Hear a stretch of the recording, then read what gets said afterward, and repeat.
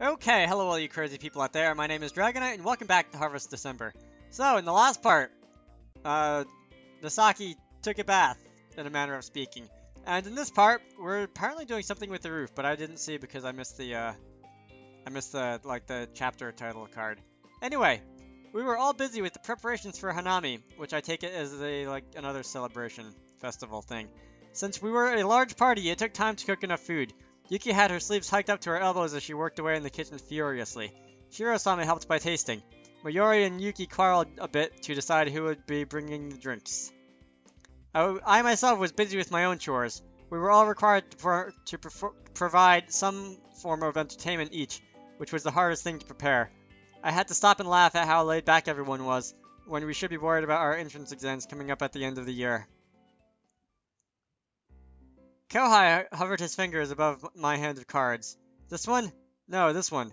Oni-chan, you always make so much time. You always what? You always take too much time. Masaki, which one's the Joker?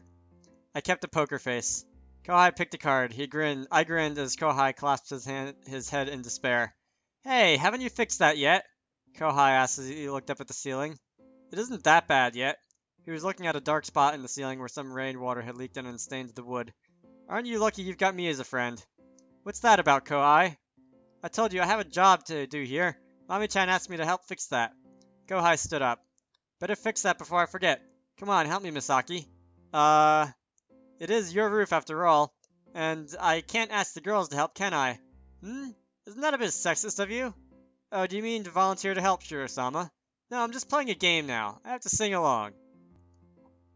On the screen, there was a mustached character dancing in a karaoke bar.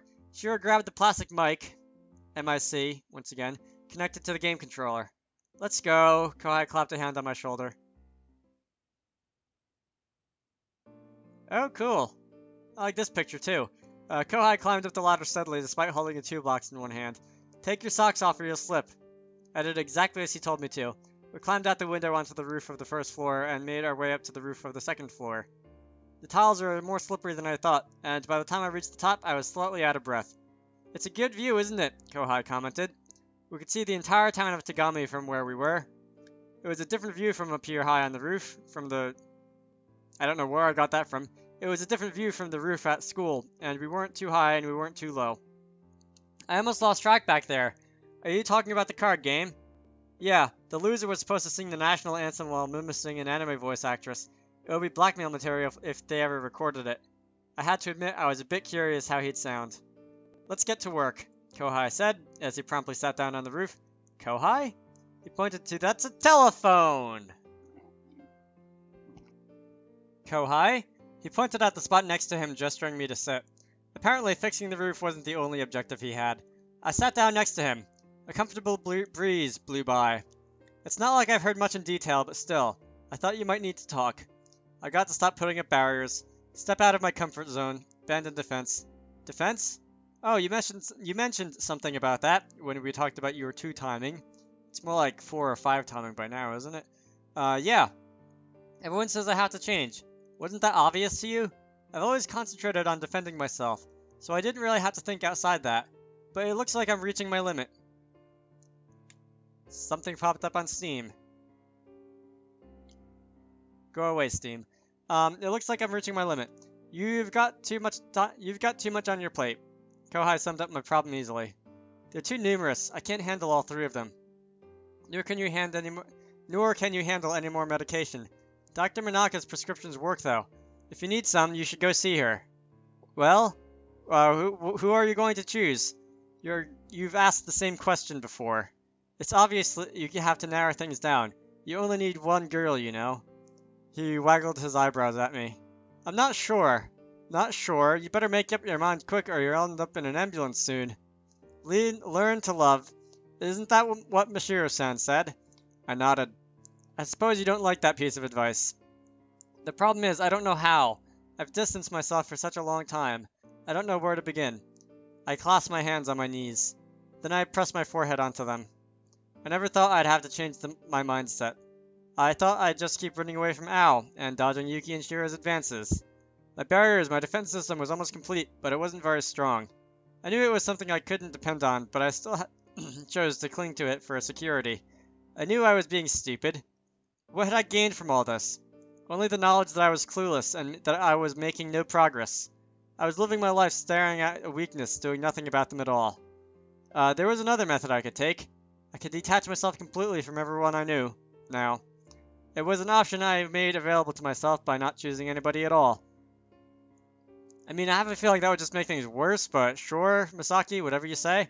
If I took that option, I was free from all my problems. But I couldn't do that.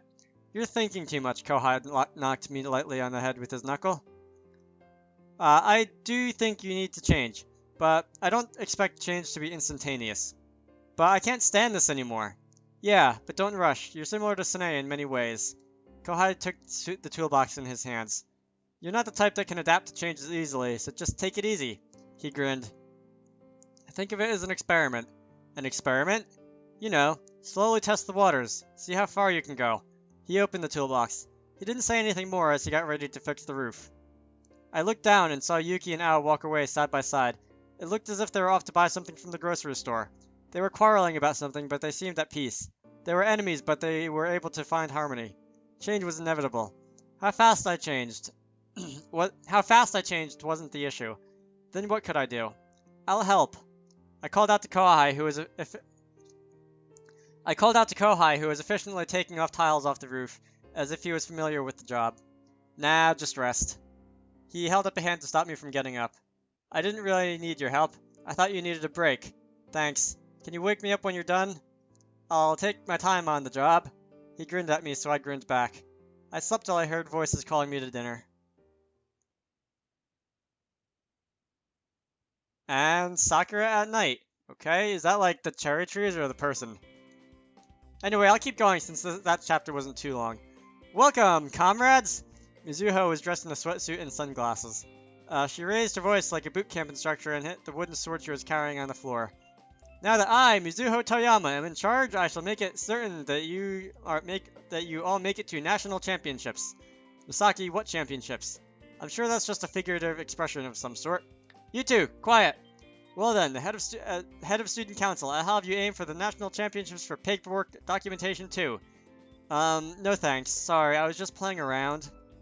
Her dignity only lasted 3 minutes. Now, to make sure who's in charge of what, Tawada-senpai, Fatso Morino-senpai, and Tagami-senpai will be in charge of the food. Hey, what did you just call me? Ask your own belly before you complain. The rest of us will be in charge of setting up the site. Hey, don't ignore me. Miura snorted with a smug look on her face. All of you, work hard. You're helping too. Ow! Mizuho, stop pulling my ears. Who do you think I am? A local god that has the worst manners and extorts food from people. Come here. Masaki, stop this girl. I think you should help out. I'm going to tell your mother. She didn't sound like a god at all. Wait, Masaki has a different job to do. It was Kohai that spoke. Dr. Manaka wants to see you about your medicine. Now? Yeah, she was talking about the ingredients that she put in the medicine. I don't know. I don't think I want to know either. You don't want to die, do you? Alright, I'll go. I hope I make it alive to the Hanami I muttered to myself. Well, we'll meet you at the site then. Nothing's wrong, or at least that's what I thought I heard her say. Damn, my salary for this month. Dr. Manaka slumped her shoulders as she stared at the TV screen showing the results of the local horse races. Does everybody in this game have a gambling problem? Can I ask you about my health? I told you, nothing's wrong, surprisingly. What do you mean, surprisingly? I'm going to have to live off eggs and rice for an entire month. There was still another 20 days till salary day. Why are you still hanging around here, Konno? Go home, get some sleep. I'm going to drink myself silly so I can forget this happened. You're a doctor! Although I guess to be fair, it's late at night and you're not on duty now. Whatever. It wasn't commendable adult behavior, I'll say. You almost explained something. What were you trying to say? Do you really want to know? I might as well hear it now that I'm here. I made a mistake with some ingredients. It still works as stomach medicine, but it's kind of poisonous too. I froze. But strangely, although you have a weak stomach, you appear to be pretty sturdy everywhere else. Lucky you, ha ha ha. It wasn't funny. My mother used to tell me it's alright to make mistakes. Not when it's someone in your position. Hey, but did you die? That's not appropriate either. I stood up. I decided this place was bad for my mental health. Going home soon? Going home so soon? You can hang around if you want to. I just realized I didn't have enough money to buy booze, so I have nothing to do. Keep me company. I've got Hanami preparations. Free food! Dr. Manaka fisted the air. For the next 10 minutes, Dr. Manaka wailed and clung to me, determined to join the banquet. Eventually, I gave in and told her where it was being held. Oh my god. Are there any normal people in this story? I really want to know. Anyway, moving on. The doorknob wouldn't twist open. Oh, that's right. I took out my key. Nobody's home. For the past week, I had grown accustomed to coming home to an open door. It was because there was always somebody home at times. I had forgotten about it, but Hanami Day was when the girls moved out. Nobody would return here except me, now that everybody had left. Oh boy. I opened a bag of medication in the kitchen so I could take my dose before I went off to the Hanami. I hope this is the right stuff. I swallowed a pill. I felt like some kind of lab rat after all the numerous experiments with the ingredients. The sky was losing light. Soon it would turn yellow into the evening shade and then fade to black. Peace at last, I muttered. No one was around. It was quiet, with only a faint, normal background noise. I felt whole. In fact, I felt so good, I felt like humming. It wasn't like me to hum, but I didn't need to suppress the lightheartedness I was feeling after such a long while. I decided to have a cup of tea before I headed off to help. I filled the kettle with water and put it up to the stove. Yuki, where's the tea? I caught myself as I turned around. I become so dependent on her. I scowled as I sat down at the dinner table. The kettle steamed and whistled, but I had lost my motivation to look for tea leaves and simply turned the gas off. I came back to the table empty-handed. Apart from the ticking of the wall clock, the hum of the refrigerator, everything else was silent. I began to relax again. At the same time, I began to dislike the situation I was in now. I propped up my cheek on one palm and looked out the window. Mashiro's shock treatment had worked in some way. My almost perfected but weak barriers had weakened even more. Now I was uncomfortable away from everyone else. I hoped this mindset was temporary. Once I had more time alone by myself, I should be able to recover. And then, those intolerable days of resisting Yuki and Al would repeat again. I would just cut them off. What if I disregarded society? It would be like attempting to break out of jail. It would be difficult, almost impossible to do. If I was a philosopher, perhaps I could find reasons to justify breaking social norms. But I didn't think it would be possible for me. If I cut myself off from society, I would be a beast. The freedom I gained would be uncivilized, like freedom from a wild animal. I wouldn't be human. Definitely not. I was thinking too much again. How would I behave if I were completely alone? The thought was terrifying. I was terrified of turning into a monster. I was on the road to destruction. But not just yet. I should go help set up for Hanami. I heard the creaking of the floorboards. Who's that? I turned around. Masaki? How did you get in? Tagami Ao was standing behind me, pressing her back against the wall. Ao, what are you afraid of? I couldn't believe how pale she looked. She had always been the aggressive one, but was behaving otherwise. Why? Who are you? She asked. So I looked like somebody else? Interesting. Is the food ready? We don't have enough Tupperware, so I came to get some. You don't look too well. I stood up from the chair.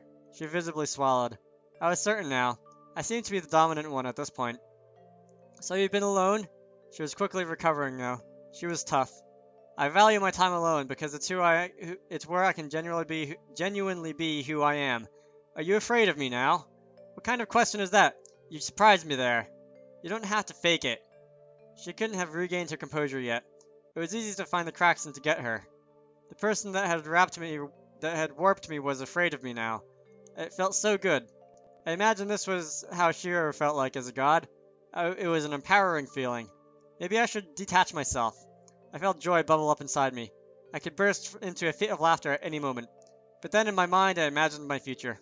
I was standing in a desert in solitude, corrupted. That wasn't what I wanted. I needed to experiment. Learn to love. I tried speaking in the most gentle, harmless voice I could manage. Ao's expression changed. Ao's expression of fear slowly changed. Then she looked uncertain, and then finally looked relieved. I couldn't say a word till I was sure she had regained her composure. What experiment? Was that behavior a part of it? Let's go see the cherry blossoms. That's what we're making preparations for now. I mean, just me and you. Spring Blue. Alright, I'm gonna end this off here. So, I hope you all enjoyed that. My name is Dragonite, and I will see you all later.